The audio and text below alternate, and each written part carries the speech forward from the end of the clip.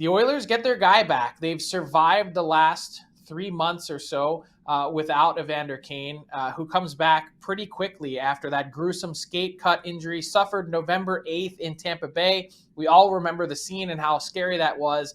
And for a guy that I believe is truly the perfect stylistic fit to play with numbers 97 and 29, the Oilers have sort of had their ups and downs and roller coaster season. And I guess, Mike, they're hoping that at this point, getting Kane back plus some lulls in their schedule will allow them to take off.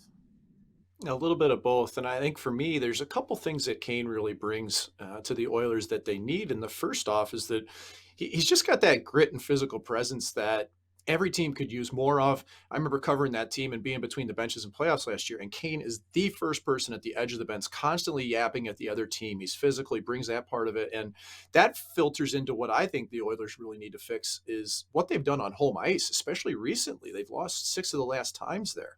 And you look at how good they've been when Kane is in the lineup on home ice. And take it this way. Here's a great stat about it. Connor McDavid, Evander Kane on the ice together at home since Kane became a member of the Oilers. 38 goals for and 11 against, Frank. Okay. On the road, it goes to 22 for and 15 against. It just shows how good Kane has been when he's played in Edmonton. And I think that's a sore spot for the Oilers. They still need help on D.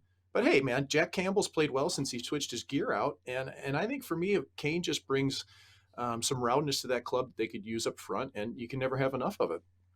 The Oilers 10, 11, and 2 on home ice this season. I believe Jack Campbell is expected to make his 4th consecutive start. To your point, with his equipment change, seems to be going a little bit better there. I wonder if just a small tweak like that can get them back on track. And no better time to do so than when facing off against a Seattle Kraken team that has been white hot the last few weeks.